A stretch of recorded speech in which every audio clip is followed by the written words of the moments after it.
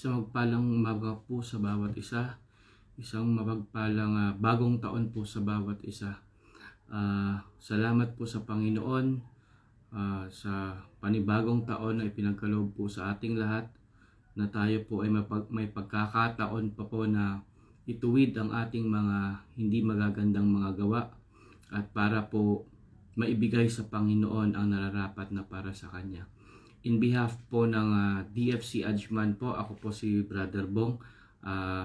Binabati ko po ang bawat isa na mapagpalang bagong taon po. Sa umagang ito, sa araw na ito, sa unang araw ng taong ito, meron pong mensahe sa atin ng Panginoon na it's not about us anymore, kundi it's all about Jesus. It's all about Jesus na po ngayon. Kaya bago po tayo mag-umpisa, tayo po muna umawit sa ating Panginoon. Awitin nga po natin yung isusuko ang lahat.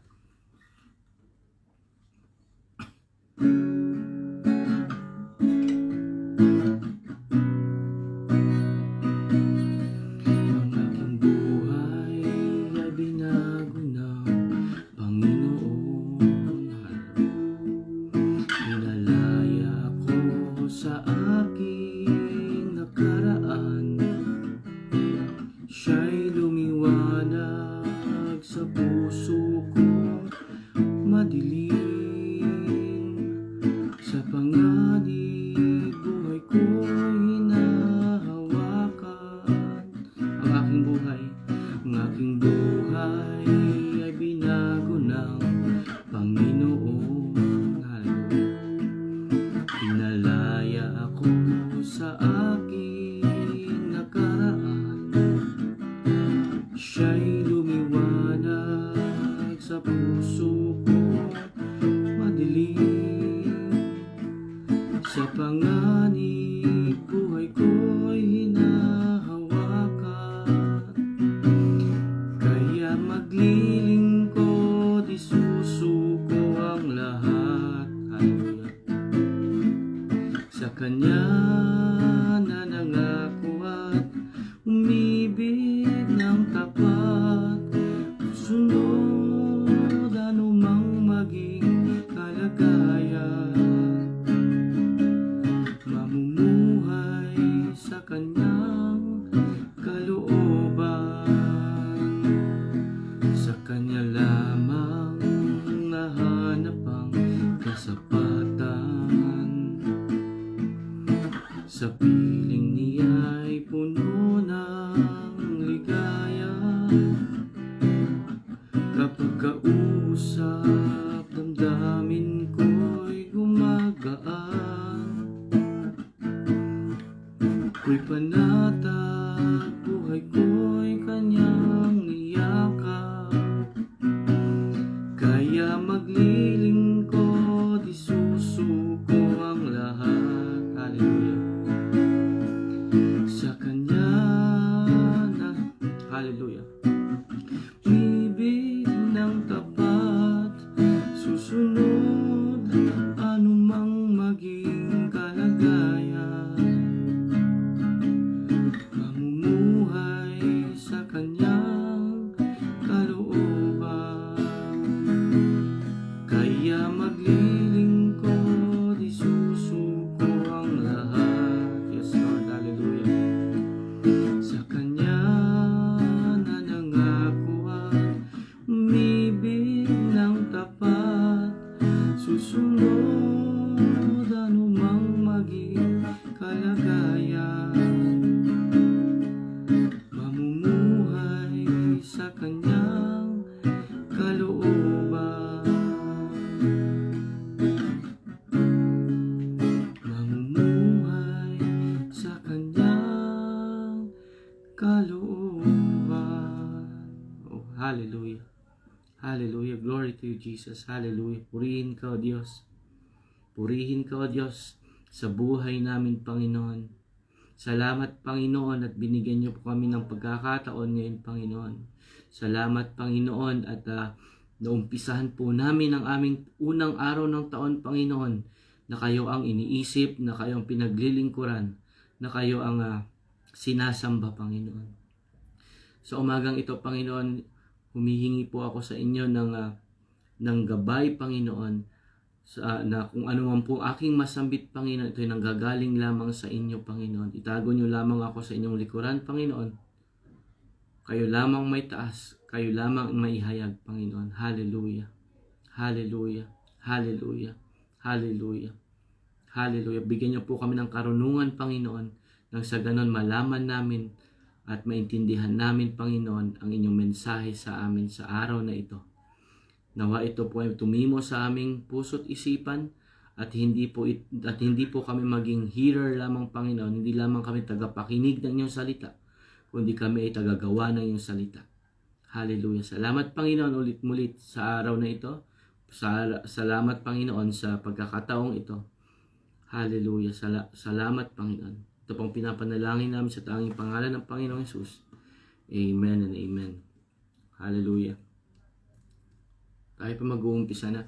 Actually po, inawit po natin yung isusuko ang lahat. Kung makikita po natin ang mensahe doon, tulad nga po ng sinasabi lagi ng ating Pastor Paul, ano po ba ang wala sa salitang lahat? Wala po, di ba? Lahat po talaga. So isusuko natin ang lahat sa Panginoon. Umpisahan natin sa unang araw ng taong ito. Amen po. Ang pamagat po ng aking i-share sa inyo ngayong araw na ito, ngayong umagang ito, ay yung New Year resolution. Kung tutuusin po, meron po talagang New Year resolution ang mga tao. Pero ito ang pag-uusapan po natin talaga ang New Year resolution in spirit. New Year resolution in spirit.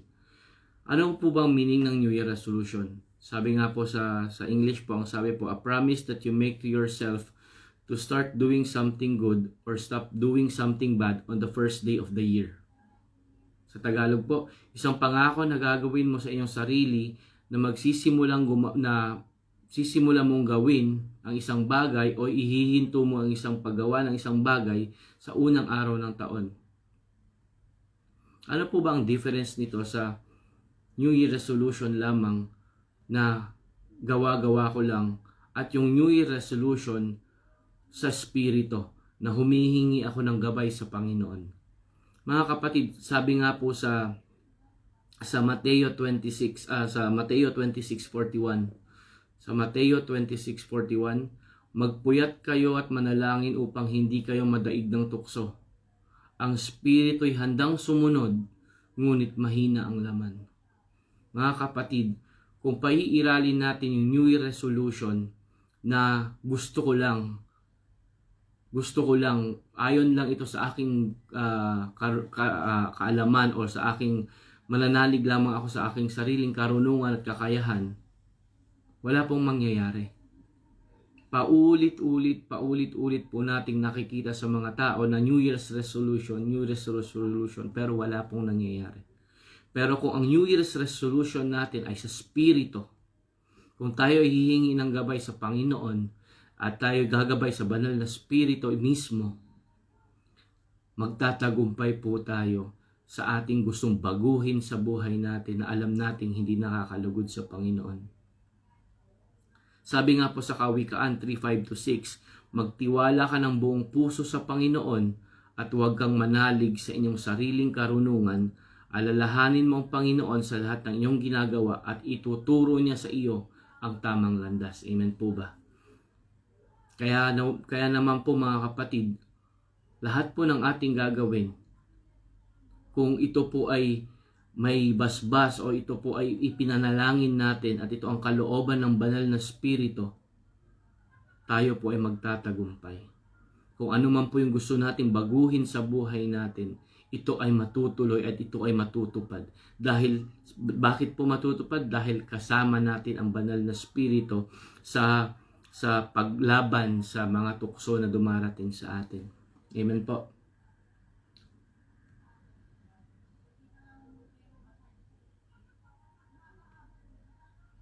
Sabi nga po sa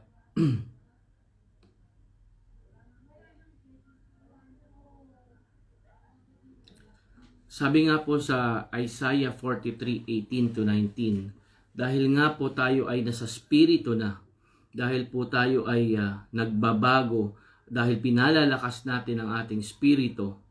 Sabi po dito sa Isaiah 43:18-19, pero huwag na ninyong isipin pa ang nakaraan. Dahil bagong bagay na ang gagawin ko, ito'y nangyayari at nakikita na ninyo.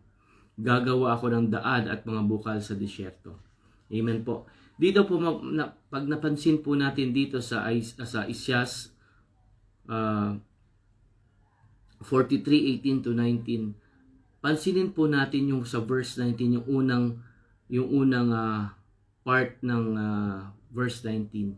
Dahil bagong bagay na ang gagawin ko, ito'y nangyayari at nakikita na ninyo. Sa tingin natin mga kapatid, ano po yung sinasabi dito na ito'y nangyayari at nakikita na ninyo?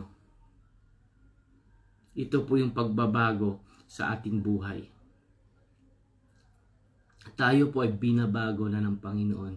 Nakikita na natin ito. Kailangan lang nating manalig, kailangan lang natin ng pananampalataya sa Panginoon upang malaman natin at makita natin kung ano talaga yung pagbabago na sinasabi na nakikita na natin.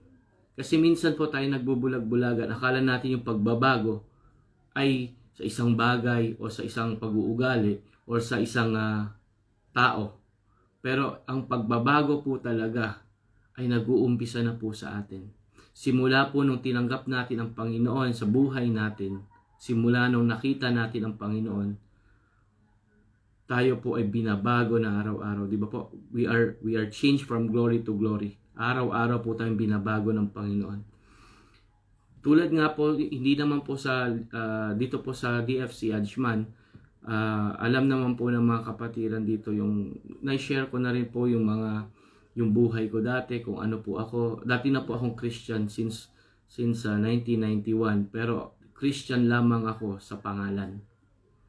Lahat po nung hindi magaganda, ginagawa ko pa rin po. Magsisimba naman po ako, paglabas po ng simbahan. Ganon din po, wala naman po. Wala po akong interest talaga dati. Kung meron po mga pastor na pupunta sa bahay, hi, hello, tapos aalis na po ako. Parang yung buhay ko po dati ay easy go lucky lang ako. Yung tipong naniniwala ako na may Panginoon.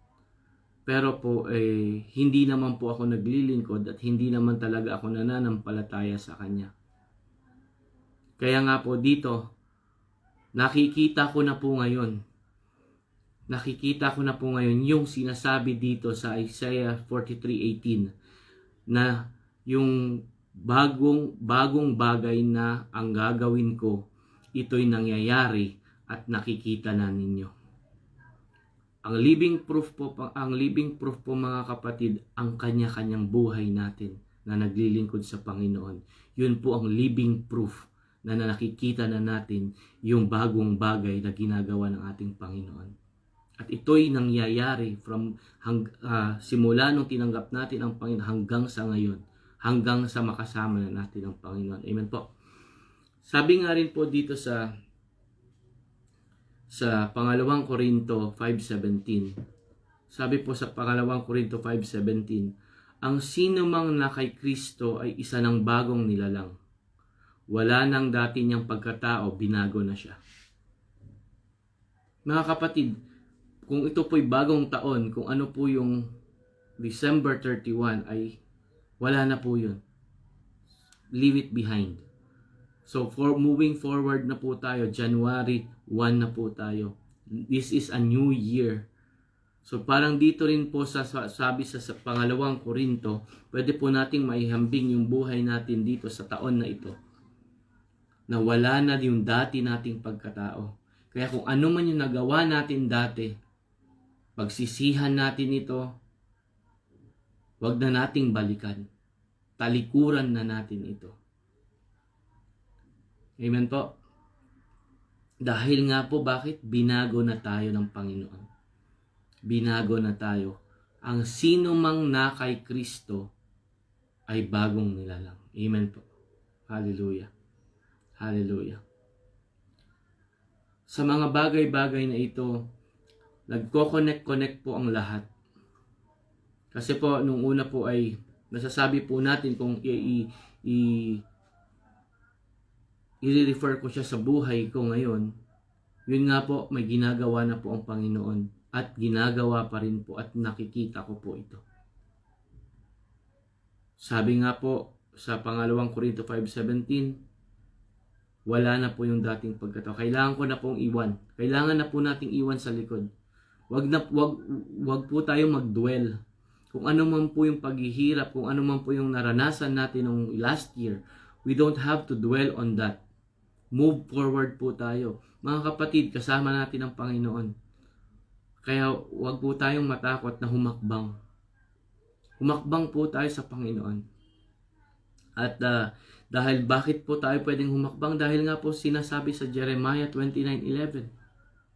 Alam na alam po natin ito. For I know the plans I have for you, declares the Lord. Plans to prosper you and not to harm you. Plans to give you hope and a future. Amen po. Hallelujah. Salamat sa Panginoon. Hallelujah. Ang lahat ng bagay, mga kapatid, kung ito po ay ating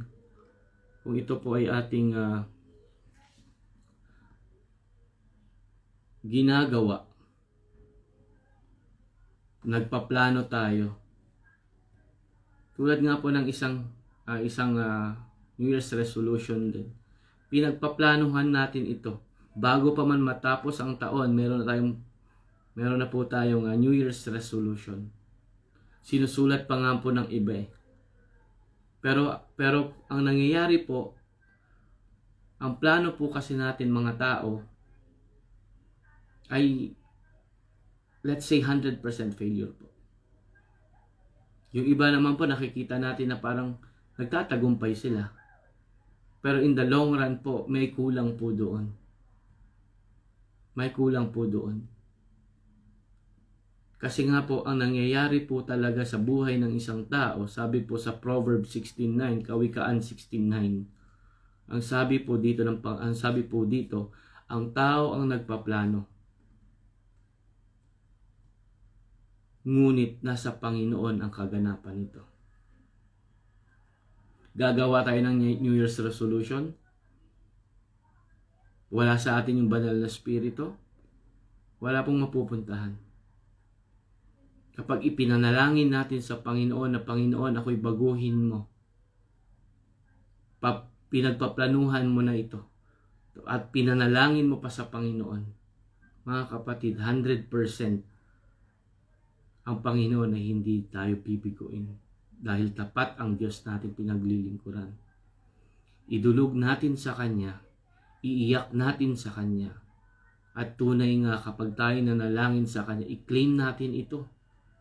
Dahil ito ang sinasabi ng Kanyang, ito ang nakasulat sa banal na kasulatan. Kapag tayo nananalangin, i-claim natin ito na nasa atin na. Amen po.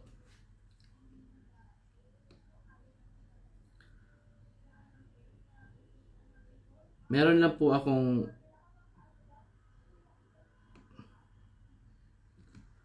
nung Wednesday night po kasi dito sa Ajman, meron po kaming midweek service.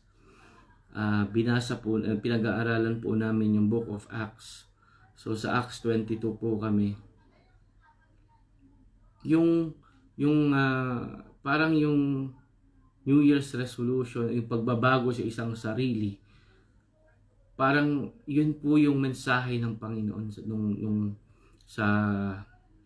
yun po talaga mensahe ng Panginoon nung sharing namin doon sa Bible study sa midweek service. Sabi po kasi kung paano po nakilala ng Apostol Pablo ang Panginoon. Tandaan po natin mga kapatid, ang Apostol Pablo po dati ay nakakakilala na sa Panginoon. Pero hindi niya kinikilala ang Panginoong Jesus. So anong ginawa niya? Inusig niya lahat ng mga tagasunod ng Panginoong Jesus. Hinabol niya hanggang sa Damascus. At papunta niya doon sa Damascus, meron siyang nakitang maliwanag na bagay na humarang sa kanyang harapan at siya'y napaluhod. Sa sobrang liwanag nito, siya po ay nabulag. Meron po siyang narinig na tinig. Tinanong niya kung ano ito. Nagpakilalang tinig sa kanya na ang Panginoong Hesus na kanyang inuusig. Pero anong ginawa ng Panginoong Hesus sa kanya? Nabulag siya, mga kapatid.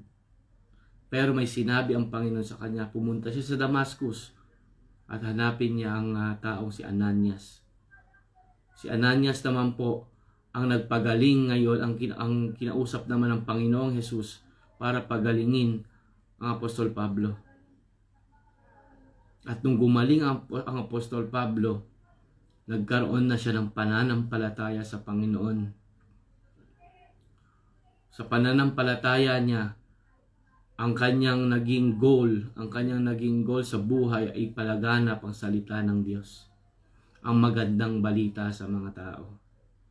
Ganon din po tayo, mga kapatid. Ganon din po ako at tayong lahat. Ako po ay dati nang nakakakilala sa Panginoon.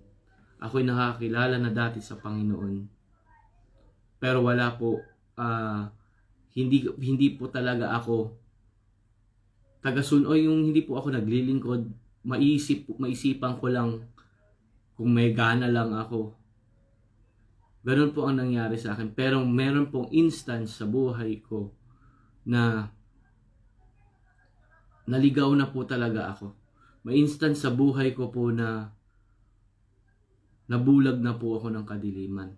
Nabulag na po ako ng kasalanan. Pero nagpapasalamat po ako sa mga taong ginamit ng Panginoon na ang mga kapastoran po natin, particularly, upang mabuhay ulit yung pananalig ko sa Panginoon.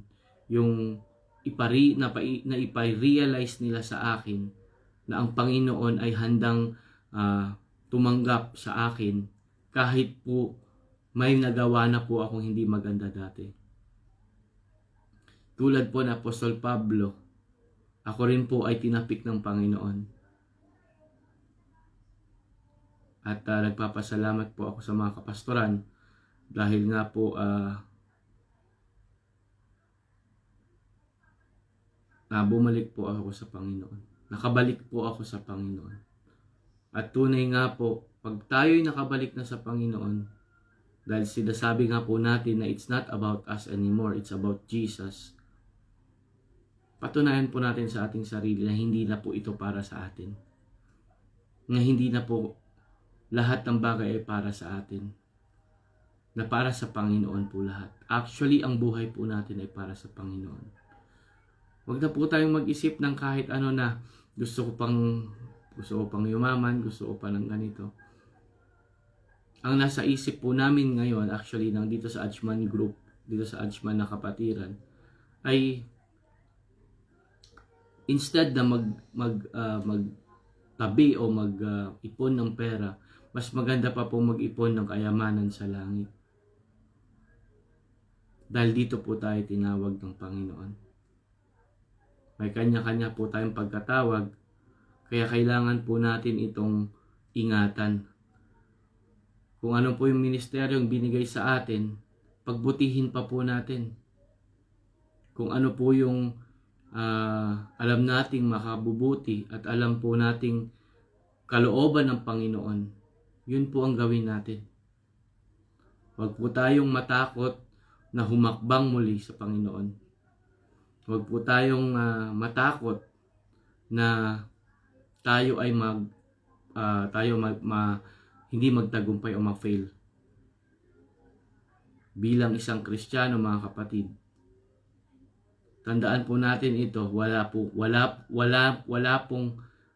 pong pagkakataon sa atin na tayo po'y mahina. Wala pong pagkakataon sa atin ang depression. Dahil ang kagalakan natin ay sa Panginoon. Ang kalakasan natin ay ang Panginoon. Panghihina, depression, kahit anong problema, magalak tayo, mga kapatid. Dahil alam natin pag nagkakaproblema tayo, ang Panginoon ay nasa sa atin. At tayo mas lalong napapalapit sa Kanya dahil tayo nananalangin, tayo lumalapit sa Panginoon.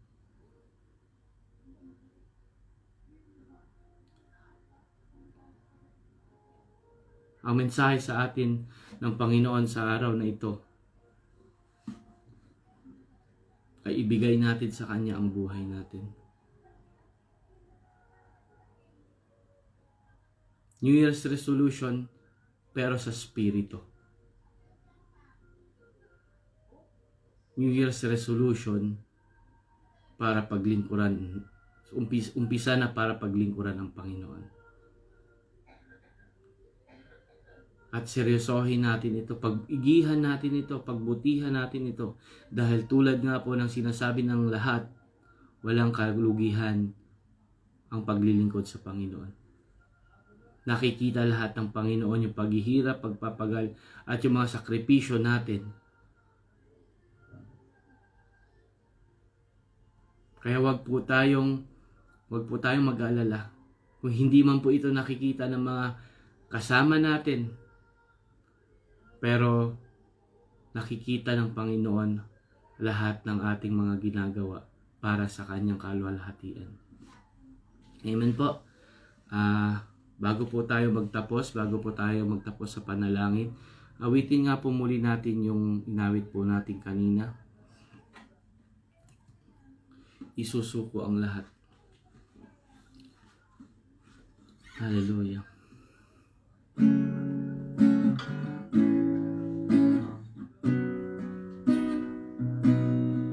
Ang aking buhay ay binago ng Panginoon.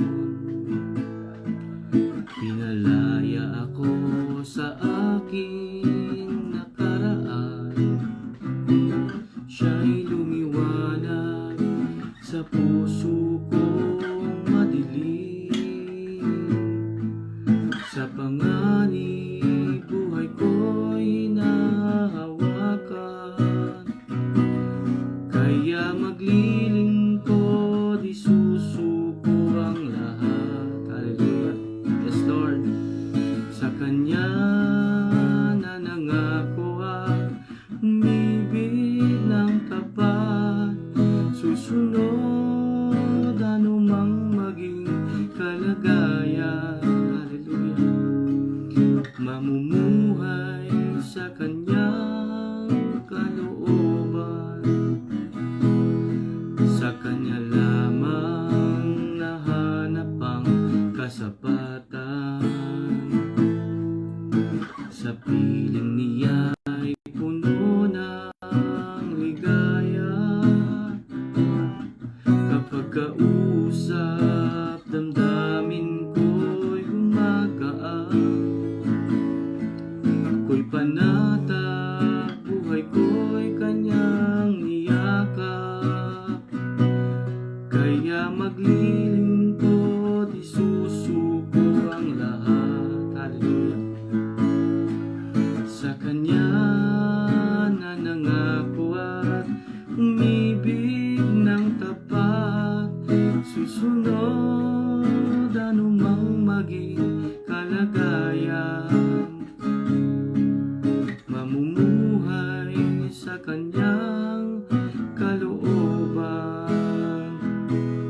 Kaya maglilingkod, isusuko ang lahat. Glory, hallelujah. Sa Kanya na nangako at umibig ng tapat, susunod anumang maging kalagayan. Mamumuhay sa Kanyang kalooban. Saan daw tayo mamumuhay, mga kapatid? Mamumuhay sa Kanyang kalooban. Mamumuhay sa Kanyang kalooban. Hallelujah. Purihin ka, O Diyos. Purihin ang iyong dakilang pangalan. Hallelujah. Salamat, Panginoon, sa inyong mga salita sa araw na ito. Salamat, Panginoon, for reminding us, Panginoon, na ang New Year's resolution namin, Panginoon, ay hindi dapat sa physical, Panginoon, kundi sa Spirito, Panginoon. Hallelujah. Alam po namin, kaya naman, Panginoon, humingi po kami ng kalakasan sa inyo, Panginoon, na palakasin niyo pa po lalo ang aming Spirito, Panginoon, at pahinain niyo pong aming laman, Panginoon. Hallelujah. Hallelujah. Alam po namin, Panginoon, meron po kayong mga ipapagawa sa amin sa umpisa ng taong ito, Panginoon. Meron po kayong i-reveal sa amin, Panginoon. Meron po kayong ipapagawa sa amin, Panginoon. At handa po kami, Panginoon, na tanggapin ang mga ipapagawa niyo po sa amin. Handa po kami, Panginoon, na sundin ang inyong mga kalooban lamang, Panginoon. Hallelujah. Hallelujah. Salamat, Panginoon, at sa mga nakaraang taon, Panginoon, sa nakaraang taon, Panginoon, sa kalakasan na ibinigay niyo sa amin, sa karunungan, sa kapayapaan, sa kagalakan, Panginoon, ipinapanalangin po namin, Panginoon, na kung ano man po yung binigay niyo po sa aming kagalakan, karunungan, kapayapaan, at pag-iingat, Panginoon, doblehin niyo pa po ito ngayong taong ito, Panginoon, dahil kami po ay magiging sundalo ninyo, Panginoon. Kami po ay magiging kawal ninyo, Panginoon, na ihahayag ang inyong mga salita, Panginoon. Bigyan niyo po kami ng kalakasan pa, Panginoon, upang makayanan po namin ang hamon, Panginoon, ng mundong ito, Panginoon, na gusto po namin i-saturate, Panginoon, ang buong ang vicinity namin, Panginoon, with your holy word lamang, Panginoon. Hallelujah. Hallelujah. Salamat, Panginoon, sa pagbabago niyo sa buhay namin, at alam namin, Panginoon, kumikilos pa rin po kayo hanggang sa kasalukuyan, Panginoon. Salamat, Panginoon, sa mga kapatid namin, Panginoon, sa kabilang linya, Panginoon. Kayo nawa, Panginoon, ang gumabay sa kanila.